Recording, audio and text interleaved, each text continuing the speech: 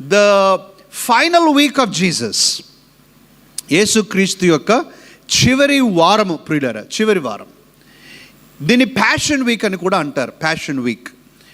అయితే ఈ వారంలో ప్రియులారా యేసుక్రీస్తు జీవితంలో చాలా ప్రాముఖ్యమైనటువంటి ఘట్టాలు, చాలా ప్రాముఖ్యమైనటువంటి సంఘటనలు జరుగుతూ ఉన్నాయి.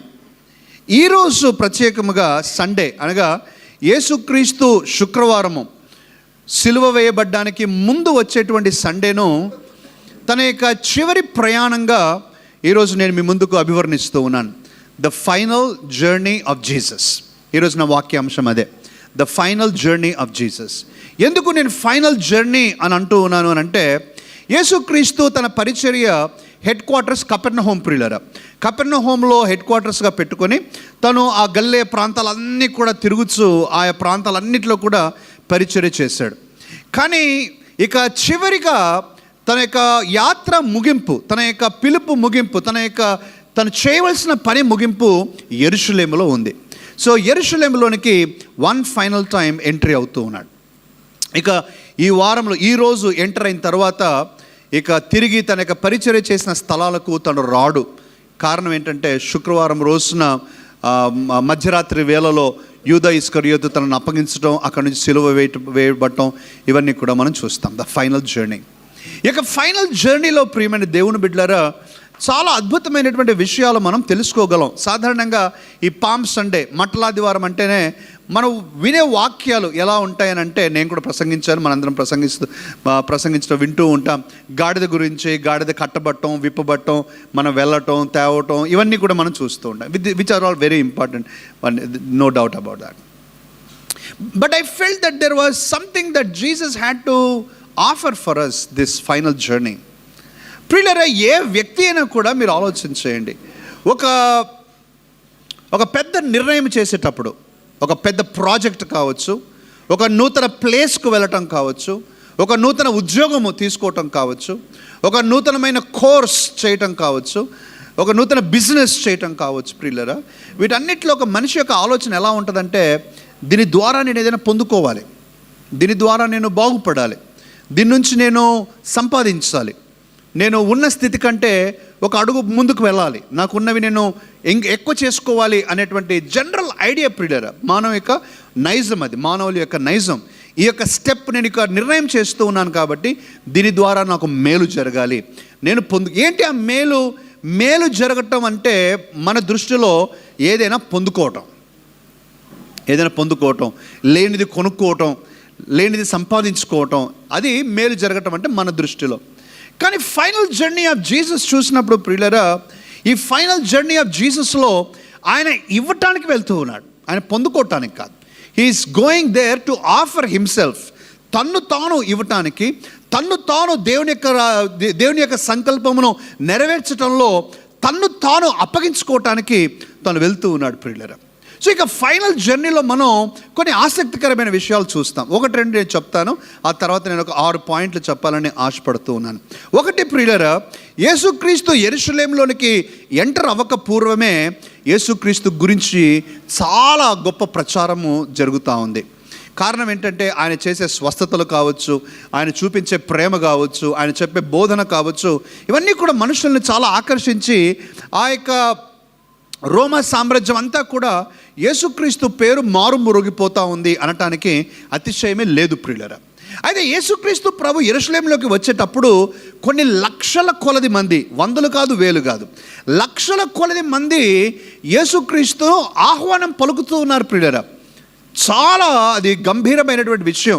అనగా సాధారణంగా ఆలోచించండి, ఎవరైనా ఒక వ్యక్తి చుట్టూ ఒక 30-40 మంది ఉంటే, అమ్మో అది పెద్ద హీరో మాదిరి, ఒక పెద్ద ఫాలోయింగ్ మాదిరి ఉంటుంది, అంతే కదండి.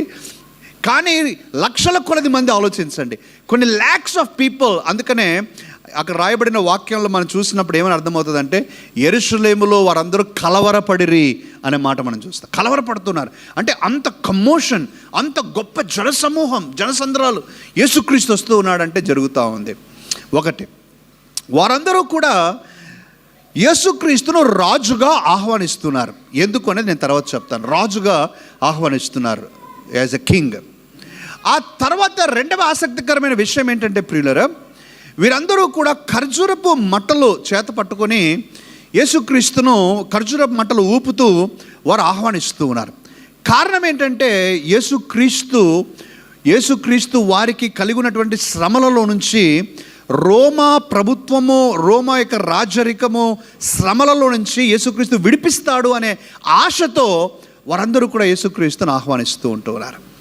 కానీ యేసుక్రీస్తు వీరందరినీ కూడా సర్ప్రైజ్ చేశాడు, వీరందరినీ కూడా ఆశ్చర్యపరుస్తూ వారి యొక్క ఆలోచనలన్నీ కూడా తారుమారు చేశాడు.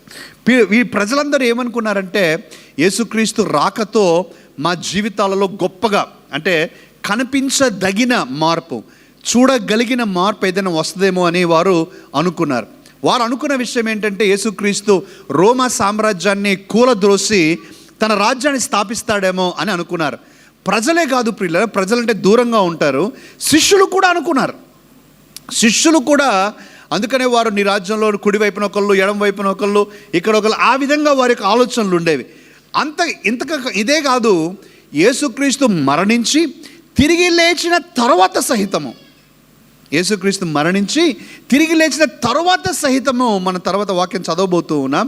వారు అడుగుతారు యేసుక్రీస్తు ప్రభువును, ఇప్పుడు ఇశ్రాయేలునకు నీ రాజ్యాన్ని ఇస్తా ఉన్నావా అంటే, ఇప్పుడు are you going to establish the kingdom, ఇక రాజ్యం స్థాపించబడుతుందా అని. So their focus was always on physical things. యేసుక్రీస్తు ఎప్పుడు కూడా నా రాజ్యం ఈ భూ సంబంధమైనది కాదు, ఆత్మీయమైన రాజ్యం అని చెప్తూనే వచ్చాడు. కానీ వారు గ్రహించలేకపోయారు. ఈరోజు ప్రియులారా, మనం ఒక 6 విషయాలు యేసుక్రీస్తు యొక్క చివరి ప్రయాణంలో గ్రహించాలి. ఎందుకు గ్రహించాలి అని అంటే, మన జీవితంలో యేసుక్రీస్తు చివరి ప్రయాణంలో చూపించినటువంటి ఈ యొక్క లక్షణాలు, ఈ యొక్క సుగుణాలు ఏవైతే ఉన్నాయో మన జీవితంలో లేవని కాదు, కానీ చాలా తక్కువ మోతాదులో ఉన్నాయని చెప్పవచ్చు. ఉన్నాయి కానీ చాలా ఉండనట్లు చాలా తక్కువగా ఉన్నాయన్నమాట. అది సరిపోదు. కాబట్టి ఈరోజు మనం ఏం చేయాలి అని అంటే, ఈ మాటలు మనం వింటూ ఉన్న కొలది మన జీవితాన్ని మనం పరీక్షించుకుంటూ, మన జీవితంలో యేసుక్రీస్తు చెప్తూ ఉన్నటువంటి ఈ విషయాలను గ్రహించడానికి మనం ప్రయత్నం చేద్దాం. వాక్యాన్ని చదువుదాం. మత్తయి సువార్త 21వ అధ్యాయము 1వ వాక్యం నుంచి 11 వాక్యాలు మనం చదువుకుందాం. దయచేసి ఎవరైనా చదవండి. తరువాత యెరూషలేమునకు సమీపించి ఒలీవ చెట్టు కొండ దగ్గర ఉన్న బెత్పేగకు వచ్చినప్పుడు యేసు తన శిష్యులలో 2 చూచి, మీ ఎదుటనున్న మనము వెల్లుడి, వెళ్ళగానే కట్టబడి ఉన్న ఒక గాడిదయు దానితోనున్న ఒక గాడిద పిల్లయు మీకు కనబడును. వాటిని విప్పి నా యొద్దకు తోలుకొని రండి. ఎవడైనను మీతో ఏమైనను అనిన ఎడల అవి ప్రభువునకు కావలసి ఉన్నవని చెప్పవలెను. వెంటనే అతడు వాటిని తోలిపెట్టనని చెప్పి వారిని పంపెను. ప్రవక్త వలన చెప్పబడిన నెరవేరునట్లు ఇది జరిగెను. అదేమనగా, ఇదిగో నీ రాజు సాత్వికుడై గాడిదను, భారవాహక పసిపిల్ల అయిన చిన్న గాడిదను ఎక్కి నీ యొద్దకు వచ్చుచున్నాడని సీయోను కుమారితో చెప్పుడి అనునది. శిష్యులు వెళ్ళి యేసు తమకు ఆజ్ఞాపించిన ప్రకారం చేసి ఆ గాడిదను దాని పిల్లను తోలుకొని వచ్చి వాటి మీద తమ బట్టలు వేయగా ఆయన బట్టల మీద కూర్చుండెను. జనసమూహంలోనూ అనేకులు తమ బట్టలు దారి పొడుగునా పరిచిరి. కొందరు చెట్ల కొమ్మలు నరికి దారి పొడుగునా పరిచిరి. జనసమూహములలో ఆయనకు ముందు వెళ్ళుచుండిన వారును వెనుక వచ్చుచుండిన వారును, దావీదు కుమారునికి జయము, ప్రభువు పేరుట వచ్చువాడు స్తుతింపబడునుగాక, సర్వోన్నతమైన స్థలములలో జయము అని కేకలు వేయిచుండిరి. ఆయన యెరూషలేములోనికి వచ్చినప్పుడు పట్టణమంతయు ఈయన ఎవరో అని కలవరపడెను. జనసమూహము ఈయన గలీలలోని నజరేతు వాడగు ప్రవక్త అయిన యేసు అని చెప్పిరి. క్రీస్తునందు ప్రియమైన దేవుని బిడ్డలారా, ఇది సాధారణంగా మనము పామ్ సండే రోజు చదివేటువంటి వాక్య భాగము. మనం ఇక్కడ ఒకసారి చదువుతూ ఉన్నాం. కొన్ని విషయాలు మనం తర్వాత చూద్దాం. 6 విషయాలు నేను చెప్పాలని ఆశపడుతున్నాను ప్రియులారా. ఫైనల్ జర్నీ ఆఫ్ జీసస్, యేసుక్రీస్తు యొక్క చివరి ప్రయాణం. Final journey of Jesus was a journey full of passion. ఆత్మ తీవ్రతతో, ఆత్మల కొరకైన భారముతో తన యొక్క ప్రయాణాన్ని ప్రారంభిస్తూ ఉన్నాడు ప్రియులారా. ఈ యొక్క ప్రయాణాన్ని ప్రారంభిస్తున్నాడు. యెరూషలేం పట్టణాన్ని ఆయన సమీపిస్తూ ఉన్నప్పుడు యెరూషలేము పట్టణము గురించి ఆయన ఏడుస్తూ ఉన్నాడు. యెరూషలేం పట్టణం గురించి ఏడుస్తూ ఉన్నాడు ప్రియులారా. ఈ యొక్క యెరూషలేం, దయచేసి చదవండి అమ్మ, ఈ యొక్క వాక్యం ఒకటి చదవండి. లూకా సువార్త 19వ అధ్యాయం, లూకా సువార్త 19:41 నుంచి చదవండి అమ్మా. ఆయన పట్టణంకు సమీపించినప్పుడు దానిని చూచి దాని విషయమై ఏడుస్తూ ఉన్నాడు ప్రియులారా. ఆయన తన యొక్క చివరి ప్రయాణం ఈ యొక్క యెరూషలేం పట్టణం దగ్గరికి వస్తూ ఉన్నప్పుడు ఆయన ఆ పట్టణాన్ని చూచి ఏడుస్తూ ఉన్నాడు. ఇన్ఫ్యాక్ట్ ప్రియులారా, యెరూషలేం పట్టణము ఇట్స్ ఎ బ్యూటిఫుల్ సిటీ. ఆ రోజుల్లో మోస్ట్ హ్యాపెనింగ్ సిటీ అది. అన్ని రకాలుగా that's capital city, it's a happening city. He's having a grand welcome. గొప్ప ఆహ్వానం ఉంది. కానీ ఆయన మనస్సు మాత్రం చాలా భారంతో నింపబడింది. ఆయన ఏడుస్తూ ఉన్నాడు. ఆయన ఏడుస్తూ ఏమంటున్నాడు చదవండి. ఏడ్చి, నీవును ఈ నీ దినమందైనను సమాధాన సంబంధమైన సంగతులను తెలుసుకొనిన ఎడల నీకెంతో మేలు. కానీ ఇప్పుడు అవి నీ కన్నులకు మరుగు చేయబడి ఉన్నవి. ప్రభువు నిన్ను దర్శించిన కాలము నీవు ఎరగకుంటివి గనుక నీ శత్రువులు నీ చుట్టూ గట్టు కట్టి ముట్టడి వేసి. ప్రియమైన దేవుని బిడ్డలారా, యేసుక్రీస్తు యొక్క భారము గ్రహిస్తూ ఉన్నామా? ఆయన యేసుక్రీస్తు యెరూషలేం పట్టణాన్ని చూసి, యెరూషలేమా నువ్వు గ్రహించి ఉంటే ఎంత బాగుండు, యెరూషలేమా ఎంతమంది ప్రవక్తలను నీ దగ్గరకు పంపించాను నేను, ఆ ప్రవక్తల మాటలు నువ్వు వినలేదు సరికదా, ప్రవక్తలందరినీ చంపేశావు, నువ్వు నీ దగ్గరికి పంపించిన వారందరినీ చంపేశావు. ఇదిగో ఈరోజు మరి ఒకరు నీ పట్టణంలో చనిపోబోతున్నారు ఈ వారంలో అన్నట్లుగా ఆయన భారముతో ప్రియులారా ముందుకు. It was a journey full of passion for the city and people. ప్రేమటి దేవుని బిడ్డలారా, మొదటిది. ఇక రెండవది యేసుక్రీస్తు యొక్క జర్నీ. ప్రేమైన దేవుని బిడ్డలారా, it was a journey of piece, not war. ఆయన సమాధానముతో కూడా ఈ చివరి ప్రయాణం చేస్తున్నాడు, యుద్ధము కొరకు కాదు. ప్రజలందరూ వాస్తవానికి యుద్ధం అని అనుకున్నారు ప్రియులారా. ఇక్కడ ఒక విషయాన్ని నేను మీతో అందరూ చెప్పాలి. ఈ యొక్క ఖర్జూరపు మట్టలు పైకి పట్టుకొని వారు ఊపుతూ ఉన్నారు ప్రియులారా. మన మత్తయి సువార్తలు ఇందాక చదివేమని, వారు దారి పొడుగున పరిచిరి అని రాస్తూ ఉన్నాడు కదా, దారి పొడుగున పరిచిరి. యోహాను సువార్తలో మీరు చూడండి, యోహాను సువార్త చదవండి అమ్మా. ఇప్పుడు యోహాను సువార్తలో ఏమని రాస్తూ ఉన్నాడు? 12వ అధ్యాయము 12-13 వచనాలు. మరునాడు ఆ పండుగకు వచ్చిన బహుజన సమూహము యేసు యెరూషలేమునకు వచ్చుచున్నాడని విని ఖర్జూరపు మట్టలు పట్టుకొని ఆయనను ఎదుర్కొనబోయి, జయము ప్రభు పేరిట వచ్చుచున్న ఇశ్రాయేలు రాజు స్తుతింపబడును గాక అని కేకలు వేసి. వారు వచ్చేటప్పుడు ఖర్జూరపు మట్టలు చేత పట్టుకొని ఊపుతూ వస్తున్నారు, ఇలా హోసన్నా జయము, హోసన్నా జయం అని వెల్కమ్ చేస్తూ ఉన్నారు. ప్రియులారా, దీని గురించి నేను చదివినప్పుడు నాకు అర్థమైంది ఇది. ఆ రోజుల్లో ఈ ప్రజలందరూ కూడా ఒక సందేశాన్ని యేసుక్రీస్తుకు అందించడానికి ఈ ఖర్జూరపు మట్టలు చేత పట్టుకున్నారు. వారు ఎందుకు ఖర్జూరపు మట్టలు చేత పట్టుకుని ఊపుతూ ఉన్నారంటే, యేసుక్రీస్తు ప్రభువా, నిన్ను మేము ఒక రాజుగా ఆహ్వానిస్తున్నాము, రాజుగా స్వీకరిస్తున్నాము. ఈ రోమా సామ్రాజ్యం వల్ల మాకు సంతోషం లేదు, రోమా సామ్రాజ్యం వల్ల మాకు కష్టాలు మాత్రమే ఉన్నాయి. రోమా సామ్రాజ్యానికి వ్యతిరేకముగా నీవు యుద్ధాన్ని చేస్తే నీతో పాటుగా మేము సాయుధ దళాలుగా, అంటే ఆయుధాలతో పాటుగా నీతో కూడా వచ్చి వారికి వ్యతిరేకముగా యుద్ధం చేయటానికి మేము సిద్ధమే అని చెప్పటానికి వారు ఊపుతూ ఉన్నారనమాట. That's a sign of their commitment to Jesus. నీతో వచ్చి మేము యుద్ధం చేస్తాం ఈ రోమా ప్రభుత్వానికి వ్యతిరేకముగా అని అంటూ ఉంటే, యేసుక్రీస్తు అంటూ ఉన్నాడు, నేను యుద్ధం చేయటానికి రాలేదు. ఎలా చెప్తూ ఉన్నాడు ఆయన? యుద్ధము చేయటానికైతే ఆయన గుర్రం మీద వచ్చేవాడు. గుర్రము యుద్ధానికి గుర్తు, గాడిద సమాధానానికి గుర్తు. ఆయన అంటున్నాడు, no, I'm not coming for war, I'm coming for peace. నేను సమాధానం కొరకు వస్తూ ఉన్నాను. ఎప్పుడైతే వారు అది ఆ మెసేజ్ యేసుక్రీస్తు చెప్తూ ఉన్నటువంటి, ఇదిగో ఈయన యుద్ధానికి కొరకు కాదు సమాధానం కొరకు వస్తూ ఉన్నాడని ఎప్పుడైతే గ్రహించారో, ఇక ఖర్జూరపు మట్టలు పైన ఊపటం ఆపేసి దారి పొడుగున పరుస్తూ ఉన్నారు. ఎంతమందికి అర్థమవుతుందండి? ఇది చాలా ప్రాముఖ్యం ప్రియులారా. Jesus was pursuing peace. ఈ మాట నేను ఆలోచించినప్పుడు,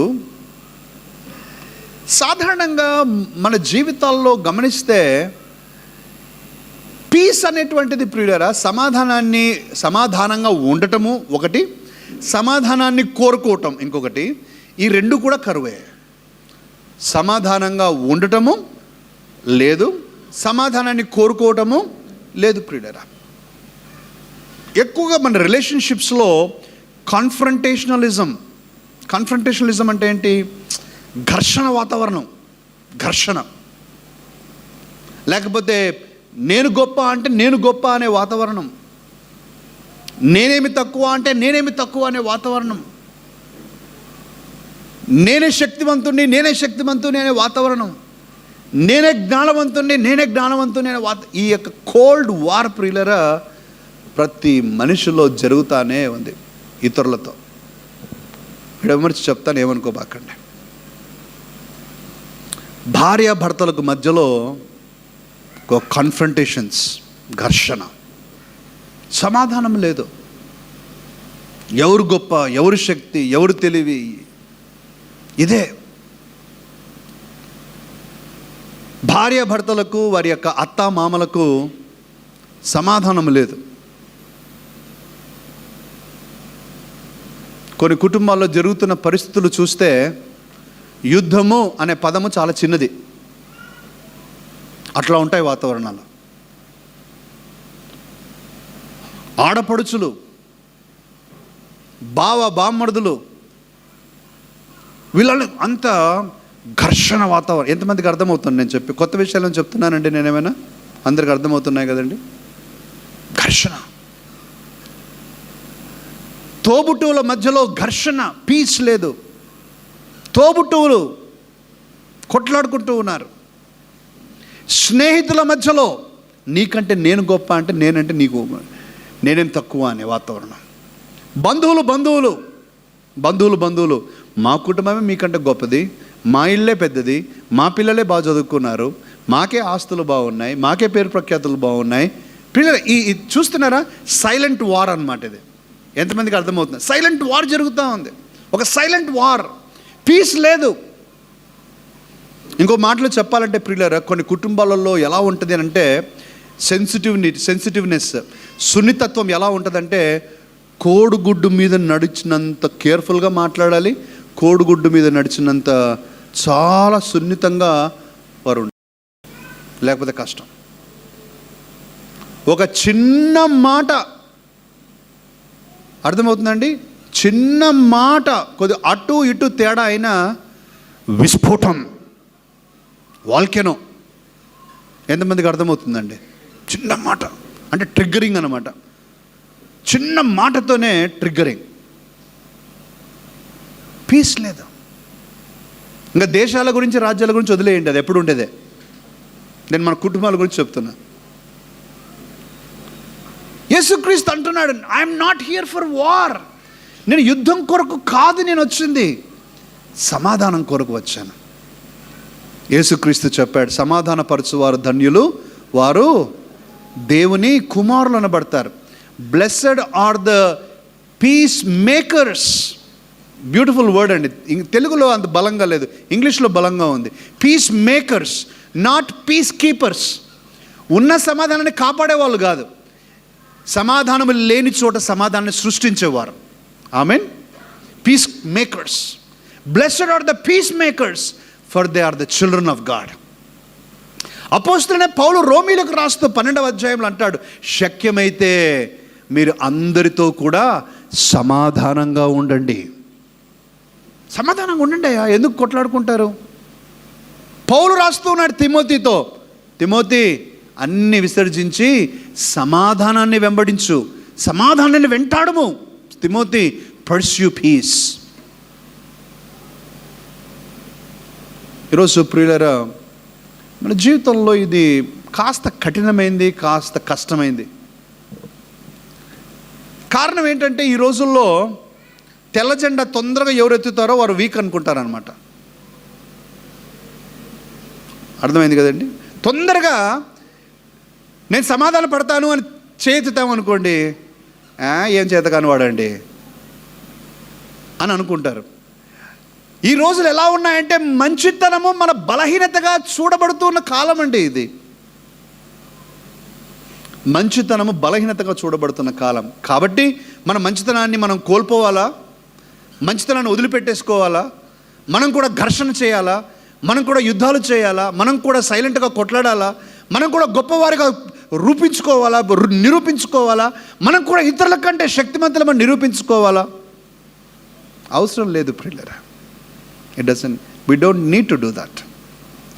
నీకున్నటువంటి శక్తి, నీకున్నటువంటి భక్తి, నీకున్న గొప్పతనం ఒక మనిషి ఇస్తే వచ్చేది కాదు, ఒక మనిషి చెప్తేనే ఒప్పుకుంటేనే ఉండేది కాదు. దేవుడు ఇస్తాడు, అది నిలిచిపోతుంది. ఈరోజు నేను అందరినీ కూడా కోరేది ఇదే ప్రియులరా.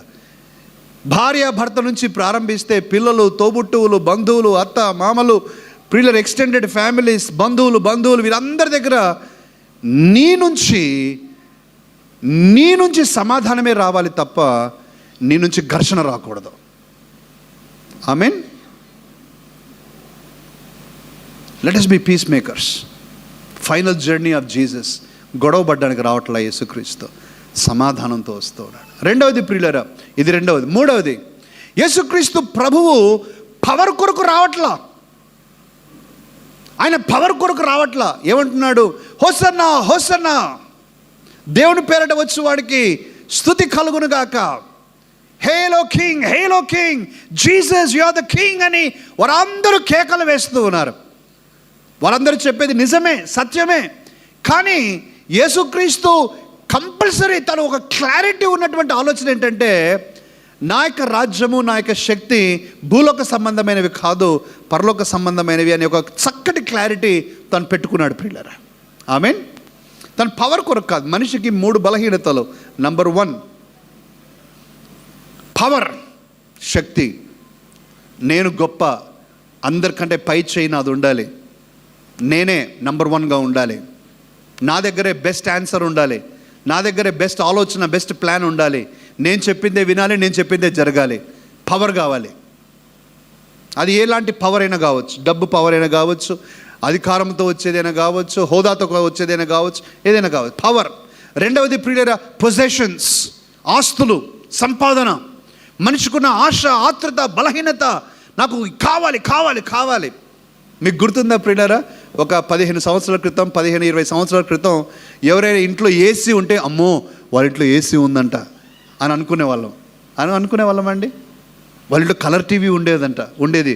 వాళ్ళకి ఇంట్లో కలర్ టీవీ ఉందంట, ఫోన్ కొనుక్కున్నారంట, అమ్మో కారు ఉందంట వాళ్ళకు. 20 సంవత్సరాలు దాటిన తర్వాత ఎట్లా ఉంది ప్రియులారా? అందరి ఇళ్ళలో ఏసీలు ఉన్నాయి, అందరికీ ఫోన్లు ఉన్నాయి, అందరికీ కలర్ టీవీలు ఉన్నాయి. ఇప్పుడు ఏమి స్టాండర్డ్ మారి మనిషి యొక్క ఆత్రుత, ప్రతి రూమ్లో ఏసీ ఉండాలి. ఒక్క ఫోన్ సరిపోదు, నాకు 2 ఫోన్లు ఉండాలి. నాకు మామూలు సింపుల్ హౌస్, ఇండ్లు కట్టుకున్నారంట అంటే ఆ రోజుల్లో గొప్ప. ఈ రోజుల్లో ఇండ్లు కట్టుకోవడం కాదు, బాగా కట్టుకోవాలి, కింద మీద పైన అన్నీ కట్టుకోవాలి.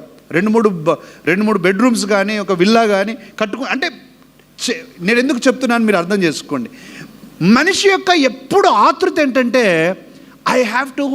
ఐ నీడ్ మోర్, నాకు ఇంకా ఎక్కువ కావాలి, ఐ నీడ్ మోర్, నాకు సరిపోతుంది, నాకు ఎక్కువ కావాలనే తహతహ.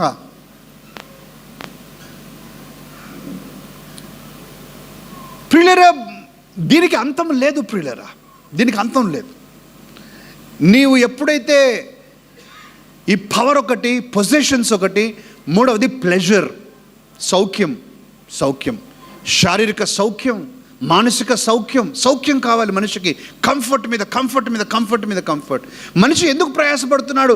నా లైఫ్ ఇంకా మోర్ అండ్ మోర్ కంఫర్టబుల్ కావాలి.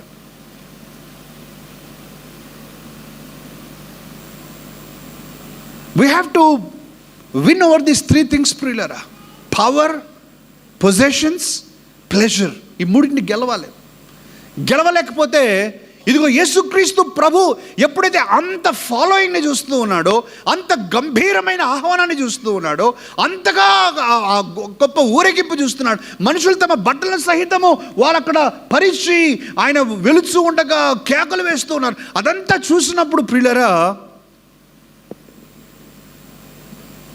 సాధారణమైన మానవుడైతే డిస్ట్రాక్ట్ అయిపోయేవాడు. కానీ యేసుక్రీస్తు, నో, నాకు పవర్ అక్కర్లా, నేను పవర్ కొరకే రాలా. అందుకని అక్కడ రాస్తాడు కదా, సాత్వికుడై నీ రాజు గాడిద మీద భారవాహక గాడిద మీద వస్తూ ఉన్నాడు. సాత్వికుడు, పవర్, మీక్నెస్ ప్రియులరా, చాలా పవర్ఫుల్ వర్డ్ అండి సాత్వికత అంటే సింపుల్ డెఫినేషన్ ఈరోజు నేను చెప్తాను. సింపుల్ డెఫినేషన్: సాత్వికత, meekness, power under control. I mean power under control. నీ దగ్గర డబ్బు ఉంది, చూపెట్టుకోవాల్సిన అవసరం లేదే. నువ్వు ఎంత గొప్పవాడు, ఎంత ధనం ఉందో అన్ని చూపెట్టాలా? అవసరంలా. నీ డబ్బు పెట్టుకో. జ్ఞానం ఉంది, జ్ఞానాన్ని ప్రదర్శించాలని తహతహలాడుతూ ఉంటాం మనం. 10 మంది కూర్చుంటే ఏదైనా డిస్కషన్ చేస్తూ ఉంటే నాకు ఈ సబ్జెక్ట్ గురించి నాకు ఇంత జ్ఞానం ఉందని టక మాట్లాడుతూనే ఉంటాం. ఎందుకంటే నాకు అందరికంటే గొప్ప జ్ఞానం ఉంది ఈ సబ్జెక్ట్ మీద, నాకు తెలుసు దీని గురించి ఎక్కువ, నాకు తెలుసు సొల్యూషన్, నేను చెప్పేది ఎవరికి తెలియదు అన్నట్టుగా ఆ జ్ఞానం ప్రదర్శించడానికి ప్రయత్నం చేస్తున్నాం. మీక్నెస్ అంటే నాకు జ్ఞానం ఉంది, నాలో పెట్టుకుంటా. జ్ఞానం, నాకు అనుభవం ఉంది, పెట్టుకుంటా. పవర్ అండర్ కంట్రోల్ ప్రియులరా. యేసుక్రీస్తు అనేక సార్లు మనం చూస్తూ ఆయన ప్రార్థన చేస్తే ఎన్ని వేల కోట్ల కొలది దూతలు వస్తారు, గెలుస్తారు, వెళ్ళిపోతారు. అది చిన్న విషయం యేసుక్రీస్తు. కానీ ఆయన తన పవర్ని కంట్రోల్లో పెట్టుకుంటున్నాడు. పిల్లలకు కొన్నిసార్లు మనం ఈ విషయంలో నేర్చుకోవాలి.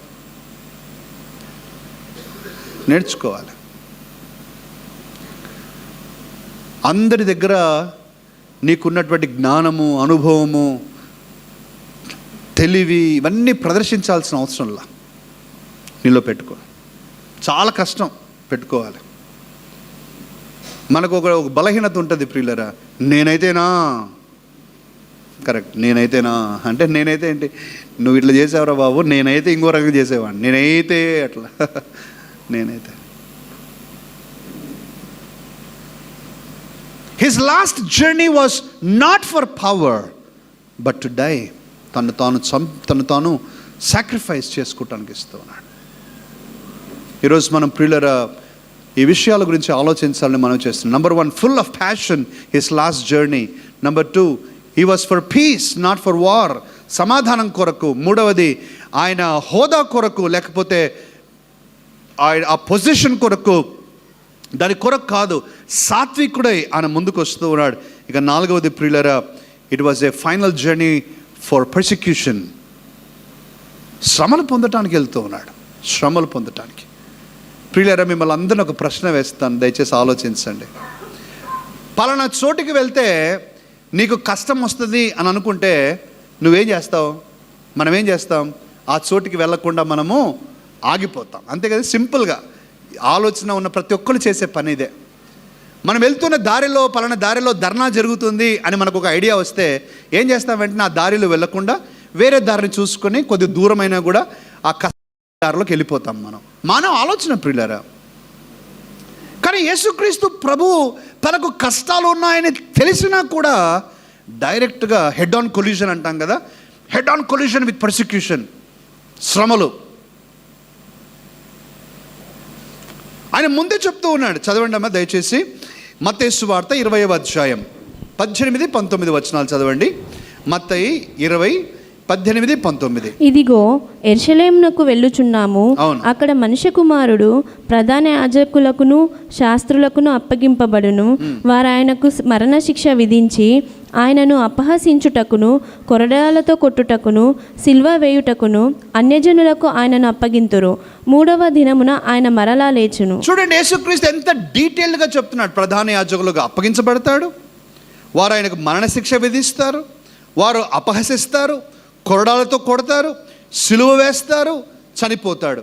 ఇన్ని తెలిస్తే ఎవరైనా ఒక వ్యక్తి ఆ దారిలో వెళ్తారా? చిన్న కష్టం వస్తుందంటేనే మనం వెళ్ళమే. అదే ఈరోజు నేను మీ ముందు సవాలు, మనందరి ముందు సవాలు ప్రియులరా. మనలో అనేక మంది మన విశ్వాసము గురించినటువంటి పరీక్షను తప్పించుకుంటూ ఉన్నాం ప్రియులరా. మన విశ్వాసానికి కలుగు పరీక్ష ఓర్పు పుట్టించునని ఎరిగి మనము ముందుకు వెళ్ళట్లా. మనకు శ్రమలు వస్తాయి, కష్టాలు వస్తాయని ఆ దారిని మనము అవాయిడ్ చేస్తూ ఉన్నాం ప్రియులరా. కొన్నిసార్లు నీవు యేసుక్రీస్తు బిడ్డవు అని తెలిస్తే నీ కుటుంబంలో నీ కష్టాలు వస్తాయి, కొంతమంది చెప్తా ఉంటారు నాతో, అన్న నేను యేసుక్రీస్తును నమ్ముకున్నాను, కానీ మా ఇంటిలో ఎవరికి తెలియదు నేను యేసుక్రీస్తుని నమ్ముకున్నానని. సరే, ప్రారంభంలో తెలియదు, కానీ ఎంతవరకు తెలియకుండా ఉండాలి? ఎంతవరకు తెలియకుండా ఉండగలము? ఎంతవరకు తెలియపరచకుండా ఉండగలము? జీవితాంతం ఉంటామా? ప్రియులారా, దేవుని యొక్క వాక్యంలో చాలా స్పష్టంగా ఉంది. మనము యేసుక్రీస్తు బిడ్డలమని ప్రజల ముందు, మనుషుల ముందు మనం ఒప్పుకోవాలి. నీ ఒప్పుకుంటే నీ కుటుంబంలో నిన్ను తిడతారు, కొడతారు, వారి యొక్క ఆస్తిలో నీకు భాగం ఇవ్వకపోవచ్చు, ఇంటి నుంచి గెంటేస్తారు. That's a part of the package. యేసుక్రీస్తును వెంబడించడంలో అది ఒక పార్ట్ ప్రియులారా. దాన్ని తప్పించుకోవడానికి మనం ప్రయత్నం చేస్తున్నాం. చాలామంది ఆఫీస్లో, మన స్నేహితుల మధ్యలో నేను యేసుక్రీస్తు బిడ్డను అని తెలిస్తే చెప్పుకుంటే వారు నన్ను చిన్నచూపు చూస్తారేమో, ఈ సామాజిక వర్గానికి సంబంధించిన వారమైతే వారు నన్ను తృణీకరిస్తారేమో, నన్ను మరి దూషిస్తారేమో, నా అనరాని మాటలు అంటారేమో, నాకు రావాల్సిన ప్రమోషన్స్ రావేమో, నాకు రావాల్సిన ఇంక్రిమెంట్స్ రావేమో, నన్ను ఎక్కడైనా లూప్ లైన్లో వేస్తారేమో, నన్ను ఎక్కడైనా ఇబ్బందులకు గురి చేస్తారేమో. అవును ప్రియులారా, యేసుక్రీస్తు బిడ్డగా అది నీకు వచ్చిన ఆశీర్వాదం. అది తప్పించుకోవడానికి ఎందుకు ప్రయత్నించాలి? మీకు గుర్తుందా, అపోస్తుల కార్యములో యేసుక్రీస్తు శిష్యులు, అపోస్తులు అంటూ ఉన్నారు, ఆయన పేరిట మేము శ్రమలు పొందటానికి, అవమానాలు పొందటానికి, దెబ్బలు తినటానికి అర్హులుగా, యోగ్యులుగా ఎంచబడినందుకు వారు దేవుణ్ణి స్తుతించుచూ వెళ్ళిపోయారు. ఎంతమందికి గుర్తుందండి? ప్రియుల, శ్రమలు అందరికీ రావు, కానీ వచ్చినప్పుడు తప్పించుకోవద్దు. నీ యొక్క విశ్వాసానికి కలుగు పరీక్ష నువ్వు నిలబడాలి. ఈ రోజుల్లో ప్రియులరా,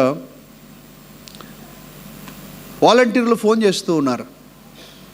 వాలంటీర్లు కూడా ఉంటారు, మన దగ్గర ఉన్నారులేండి, నేను ఎవరికి వ్యతిరేకంగా మాట్లాడట్లేదు, మీరు కూడా ఫోన్ చేసి ఉంటారేమో. మీ రిలీజియన్ ఏమండి? మీ యొక్క మతము ఏంటి సార్? ఏమని రాసుకోమంటారు? ఏం చెప్తూ ఉన్నాం మనం answer? Are you willing to go on record and say I'm a child of Jesus? యేసుక్రీస్తు బిడ్డను అని చెప్పటానికి నువ్వు ధైర్యంగా అడుగు ముందుకేస్తూ ఉన్నావా?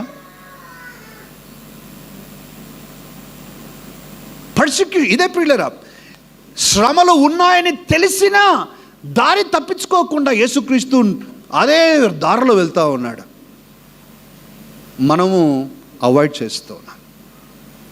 ప్రియులరా, నా మాట నమ్మండి, రాబోయే సంవత్సరాల్లో, బహుశా త్వరగా కాకపోవచ్చు కానీ ఎప్పటికైనా ఒకసారి భారతదేశంలో నీవు యేసుక్రీస్తు బిడ్డవు అని బహిరంగంగా ధైర్యంగా ఒప్పుకోవలసినటువంటి సమయము రాకపోదు.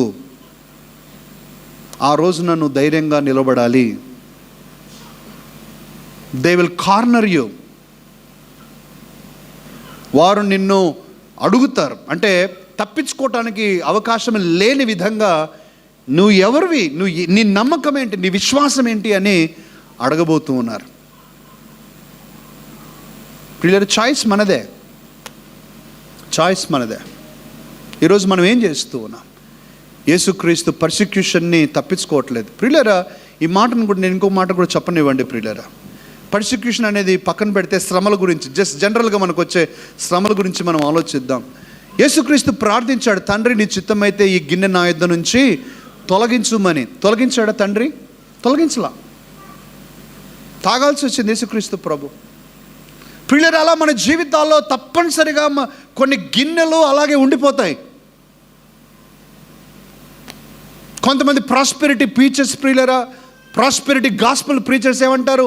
నీ కష్టాలు తొలగిపోతాయి, ఒక రోజు రాబోతా ఉంది, నీ కష్టాలన్నీ వెళ్ళిపోతాయి, నువ్వు ధనవంతుడైపోతావు, నీ ప్రాబ్లం ఫ్రీ అయిపోతావు. నీవన్నీ కూడా అబద్ధం ప్రియులరా, అబద్ధ బోధ.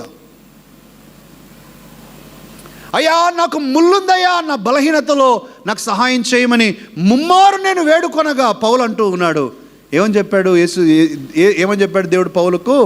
నా కృప నీకు ముళ్ళు తీసాడా? కొన్నిసార్లు ఉంటుంది ప్రియులరా, విడమరిచి చెప్పనివ్వండి ప్రియులరా, మనకు అర్థం కావడానికి. నువ్వు ఎవరి గురించి అయితే, ఎవరైతే నేను శ్రమ పెడుతున్నారో, ఎవరైతే కష్టపెడుతున్నారో, మన చివరి వరకు అల్లే ఉంటుంది. ఇంకా కొన్నిసార్లు అనారోగ్యం తీరదు, ఆర్థికంగా బాగుపడకపోవచ్చు, కొన్ని గిన్నెలు తీయబడవు ప్రియులరా. అంత మాత్రాన మనం యేసుక్రీస్తుని వదిలేస్తామా? మనం కష్టాలు తీర్చబడతాయని మాత్రమే యేసుక్రీస్తుని వెంబడిస్తూ ఉంటే నిజమైనటువంటి భక్తి కాదు అని ఈరోజు జ్ఞాపకం చేస్తూ ఉన్నా. పర్సిక్యూషన్ ప్రియులరా, it was a journey of persecution. ఐదవది ప్రియులరా, ఐదవది, it was a journey to please the father.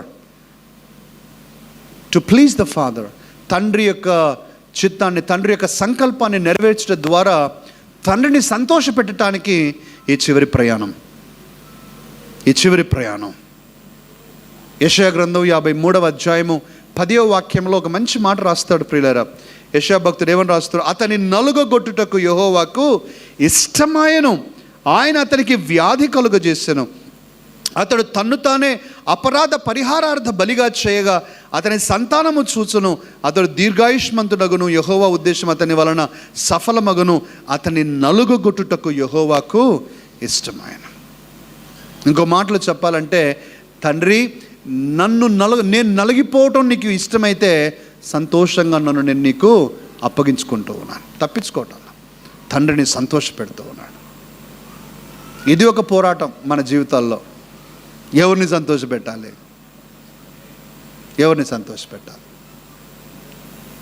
పౌలే అంటున్నాడు, భార్య భర్తను సంతోషపెట్టడానికి, భర్త భార్యను సంతోషపెట్టడానికి ప్రయాసపడుతున్నారు, కానీ అవ్వట్లా, కష్టం. కొంతమంది ఉద్యోగస్తులు చెప్తూ ఉంటారు వారి ఉద్యోగంలో ఉన్న కష్టాలు. వాళ్ళ పై ఆఫీసర్స్ కొన్నిసార్లు తప్పు చేయమని, లేకపోతే తప్పు వాటి మీద సంతకాలు పెట్టమని, అప్రూవ్ చేయమని చెప్తూ ఉండగా మనస్సు చంపుకొని వారు చేయలేక, చేయకూడదనే ఆశ ఉండి కానీ చేయకుండా ఉండలేక నలిగిపోతూ ఉంటారు ప్రియులారా. Whom are we pleasing? ఎవరిని ప్లీజ్ చేస్తున్నా? Whom are we please? ఈరోజు మనం ఒక చక్కటి ఆలోచన చేసుకోవాలి ప్రియులారా. I want to please my father.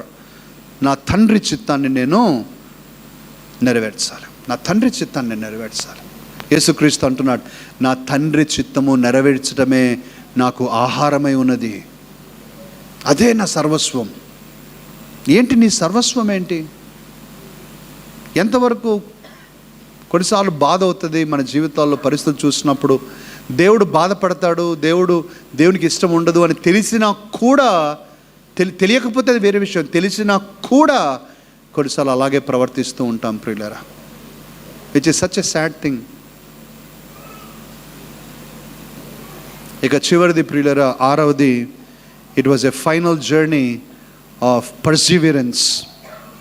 ఓపికతో, సహనముతో ఈ చివరి ప్రయాణాన్ని యేసుక్రీస్తు ప్రభువు చేస్తాడు. ఇంతవరకు ఓపికతో చేశాడు. ఇక చివరి ఘట్టం, ఒక రిలే రేస్లో ఇక లాస్ట్ ల్యాప్ మాదిరిగా he's taking up his final journey. ఇక్కడ నాకు ఓపిక కావాలి, నేను అనుకున్నది జరిగించడానికి, దేవుని కార్యాన్ని జరిగించడానికి, రక్షణ కార్యాన్ని జరిగించడానికి నేను ఓపికగా ఉండాలని తను వెళ్తూ ఉన్నాడు. కొంతమంది అడుగుతూ ఉంటారు ప్రియులారా ప్రశ్న, కొంతమంది మనలో చాలామందికి, హౌ లాంగ్? ఇంకెంతండి? ఇంకెంతవరకు? మారడా ఈ మనిషి? ఎంతవరకు? మారదా నా పరిస్థితి? ఎంతవరకు? నా కష్టాలు తీరవా? ఎంతవరకు? జవాబు నాకు కూడా తెలియదు. ఎంతైనా ఉంటా. అంతము వరకు సహించిన వాడే జయించును. అంతము వరకు, చివరి శ్వాస వరకు, అంతం వరకు. We have to persevere. ఇంకా ఓపిక. నలగగొట్టుకోవాలి. ఓపిక. ఆ పర్సివిరెన్స్ పిల్ల యేసుక్రీస్తు ప్రభు ఇదే సందర్భంలో మాట్లాడుతూ యోహాను సువార్తలో అంటూ ఉన్నాడు.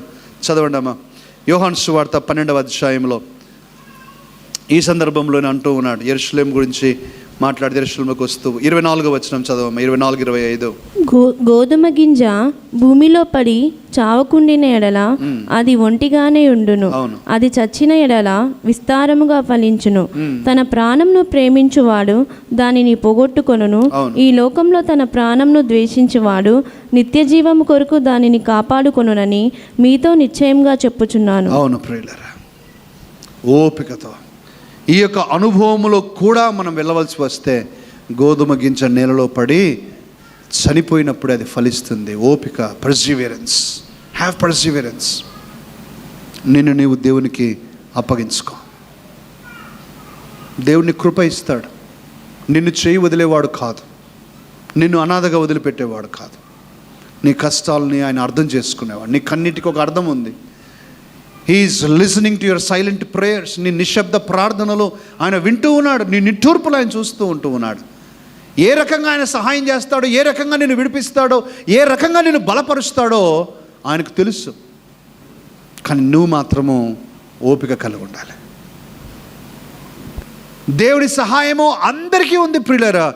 ఎవరు దేవుడి సహాయాన్ని పొందుకోలేరు అని అంటే, ఎవరికైతే దేవుని యొక్క సహాయము వద్దు అని అనుకుంటారో వారు మాత్రమే దేవుని సహాయాన్ని పొందుకోలేరు. ఆశ కలిగిన ప్రతి ఒక్కరు దేవుని సహాయాన్ని పొందుకుంటారు. నీకు ఓపిక ఇస్తాడు దేవుడు, నీకు సహనం ఇస్తాడు దేవుడు. ఈరోజు రకరకాల విషయాల్లో మనందరికీ సహనం కావాలి ప్రియులరా. దేవుడు సహాయం చేస్తాడని ఈరోజు నేను జ్ఞాపం చేస్తున్నాను. ఫైనల్ జర్నీ ఆఫ్ జీసస్ 6 విషయాలు నేను గుర్తు చేస్తున్నాను. Number 1, it was a journey full of passion. ఆత్మ తీవ్రతతో, ఆత్మల భారముతో తను చనిపోవటానికైనా సిద్ధంతో యెరూషలేం వైపు చూసి యెరూషలేం గురించి ఏడ్చి, ఇదిగో ఇక్కడ నేను నీ కొరకు చనిపోతూ ఉన్నానని వస్తూ ఉన్నాడు. ఈరోజు మనం కూడా అటువంటి ఆత్మ తీవ్రతతో ప్రభు యొక్క సేవలో ప్రభు కొరకు మనం జీవించాలని జ్ఞాపకం చేస్తున్నాను. నంబర్ 1. నంబర్ 2, ప్రియులరా, సమాధానం కోరుతా ఉన్నాడు, యుద్ధం కోరటం లేదు. సమాధానం కోరుతా ఉన్నాడు. ఈరోజు మనం కూడా సమాధానాన్ని వెంటాడదాం ప్రియులరా, సమాధానాన్ని కోరుకుందాం. 3వదిగా ఆయన పవర్ కొరకు రావటం లేదు, చనిపోవటానికి వస్తూ ఉన్నాడు. He's not a power monger. నాకు రాజు అనే టైటిల్ కావాలి. ఈ 3 నేను చెప్పాను, పవర్, పొజెషన్స్, తర్వాత ప్లెజర్స్. ఈ 3టిని మనము చంపివేయాలి ప్రియులారా, గెలవాలి. 4వదిగా మనం చూస్తూ ఉన్నాం ప్రియులారా, it was a journey of persecution. శ్రమలు పొందటానికి ఆయన తప్పించుకోవడానికి ప్రయత్నించడం లేదు, కానీ శ్రమలను ఆయన ఆహ్వానిస్తున్నాడు. It's okay. పౌలు కూడా ఇదే మాటను అంటాడు. పౌలు కూడా లాస్ట్ రోమ్కి వెళ్ళే సమయంలో తన యొక్క స్నేహితులు, అపోస్తులందరితో, శిష్యులతో అంటాడు, మీరు నన్ను ఎందుకు అభ్యంతర పెడుతూ ఉన్నారు? నేను కేవలం యేసుక్రీస్తు కొరకు శ్రమ పడుట కొరకు మాత్రమే కాదు, నా ప్రాణం పెట్టకు కూడా నేను సిద్ధముగా ఉన్నాను అనే మాట అంటాడు. ఇదే యేసుక్రీస్తు ప్రభు చేస్తున్నాడు, పర్సిక్యూషన్. 5వది ప్రియులారా, it was a journey to please the father. తండ్రి చిత్తాన్ని నెరవేరుస్తూ తండ్రిని సంతోషపరచడానికి ఈ చివరి ప్రయాణము. 6వది, it was a journey of perseverance.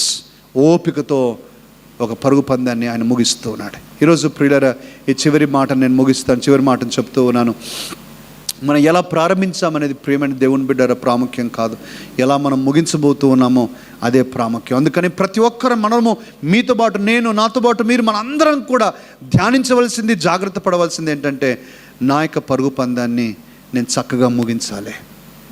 నేను మధ్యలో చేతులు ఎత్తేయకూడదు, విశ్వాస భ్రష్టుణ్ణి కాకూడదు, యేసుక్రీస్తుని వదిలిపెట్టుకోకూడదు. నా జీవితంలో చివరి శ్వాస వరకు నా రక్షణ కాపాడుకుంటూ నేను దేవుని వెంబడిస్తాను. ఆమేన్. ప్రార్థన చేద్దాం. పరిశుద్ధుడైన తండ్రి, ఆశ్చర్యకరుడా, అద్భుతకరుడా, మీ వాక్యాన్ని మేము వింటూ ఉన్నప్పుడు దేవా, మా మనసులలో మీ యొక్క ఆత్మ ద్వారా గుచ్చబడుతూ ఉన్నాము నాయన. నిజమే, అనేక విషయాల్లో మేము తక్కువగా కనిపిస్తూ ఉన్నాం, అనేక విషయాల్లో దారి తప్పిన వారిగా, అనేక విషయాల్లో విశ్వాస భ్రష్టులుగా, అనేక విషయాల్లో అవిధేయులుగా మేము కనిపిస్తూ ఉన్నాం దేవా. మీ యొక్క సహాయం మాకు కావాలని ఈరోజు మా యొక్క నిస్సహాయతను, మా బలహీనతలను మేము తండ్రి ఒప్పుకొనొచ్చు, మీ సహాయం కోరుచు ఉన్నాం తండ్రి. ఈరోజు మమ్మల్ని అందరినీ జ్ఞాపకం చేసుకోనండి. The final journey of Jesus మేము చూసినప్పుడు దేవా, నిజంగా మా జీవితంలో కొన్ని విషయాలలో ఎంతో తక్కువగా ఉన్నాము. ఆ ప్యాషన్ విషయంలో కావచ్చు, సమాధానం విషయంలో కావచ్చు, ఆ యొక్క పవర్ విషయంలో తండ్రి పర్సిక్యూషన్ విషయంలో, తండ్రిని సంతోషపెట్టే విషయంలో, ఓపికతో పరిగెట్టే విషయంలో అనేక రీతులుగా ప్రభువా మీ సహాయం మాకు కావాలి. వాక్యం వింటున్న ప్రతి ఒక్కొక్కరిని మీరు బలపరచుము, సహాయము చేయము దేవా. మేమందరం కూడా నీకు నమ్మకమైన బిడ్డలుగా జీవించే కృప మాకు దయచేయమని యేసు నామములోనే ఈ ప్రార్థన అడుగుతున్నాం తండ్రి. ఆమేన్.